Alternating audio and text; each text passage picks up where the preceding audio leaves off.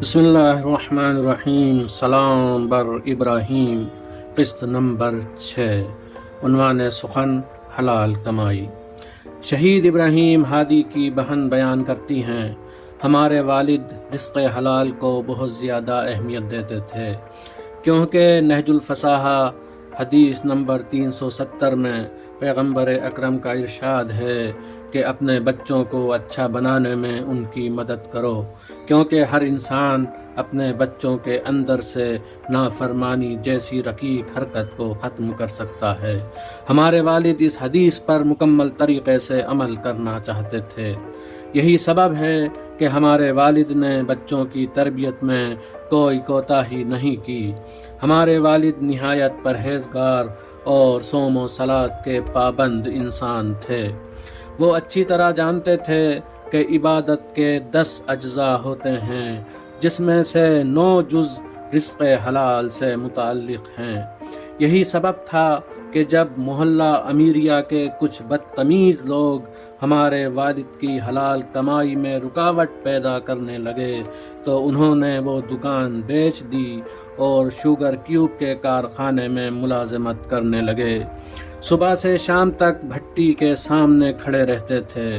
انہوں نے خون پسینہ ایک کر کے اپنے بچوں کے لیے ایک چھوٹا سا آشیانہ بنا لیا۔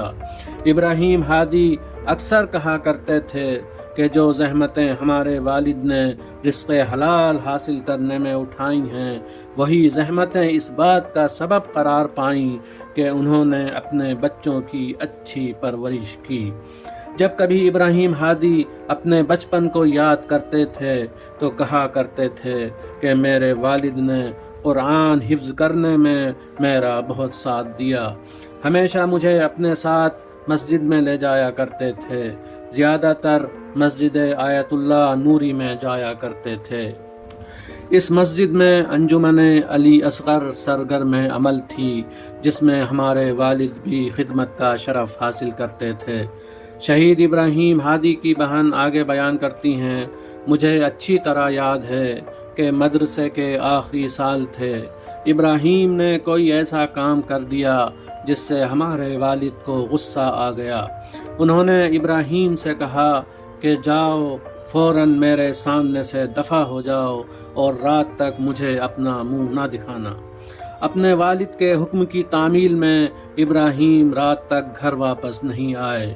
پورے خانوادے میں ایک اضطرابی کیفیت تھی کہ نہ جانے دوپہر میں ابراہیم نے کیا کھایا، کچھ کھایا یا بھوکے رہے، لیکن والد کے سامنے کوئی کچھ نہیں کر سکتا تھا۔ جب کافی اندھیرا چھا گیا تو ابراہیم گھر واپس آئے اور ادب سے پورے خانوادے کو سلام عرض کیا۔ میں نے فوراً سوال کیا، بھائی دوپہر میں آپ نے کیا کھایا؟ اس وقت بھی ہمارے والد ناراضگی کا اظہار کر رہے تھے، لیکن ان کے کان ابراہیم کا جواب سننے کا انتظار کر رہے تھے۔ ابراہیم نے آہستہ سے کہا، میں ایک گلی سے گزر رہا تھا، میں نے دیکھا کہ ایک ضعیفہ نے اپنے گھر کے لیے بہت سا سامان خریدا ہے اور پریشان ہے کہ گھر کس طرح سے لے جائے۔ میں آگے بڑھا اور ضعیفہ کا سامان اٹھا کر اس کے گھر تک پہنچانے میں مدد کی۔ ضعیفہ نے بہت شکریہ ادا کیا اور مجھے 5 ریال کا ایک سکہ دیا۔ میں وہ سکہ لینے کو تیار نہیں تھا، لیکن ضعیفہ نے بہت اصرار کیا، جس کی وجہ سے مجھے سکہ قبول کرنا پڑا۔ میرا دل مطمئن بھی تھا، کیونکہ میں نے محنت کی تھی تو اس کے بدلے میں سکہ ملا تھا، حلال طریقے سے کمائی کی تھی۔ میں نے دوپہر میں اسی سکے سے روٹی خرید کر کھائی۔ جس وقت والد نے ابراہیم کی روداد سنی، ان کے لبوں پر مسکراہٹ آ گئی اور ناراضگی ختم ہو گئی۔ وہ اس بات پر بہت خوش تھے کہ ابراہیم کے وجود پر ان کی تربیت کے آثار نمایاں ہونے لگے ہیں۔ وہ بھی میری طرح رزق حلال کو اہمیت دیتے ہیں۔ ہمارے والد اور ابراہیم کے درمیان باپ بیٹے سے زیادہ دوستی والا رشتہ تھا۔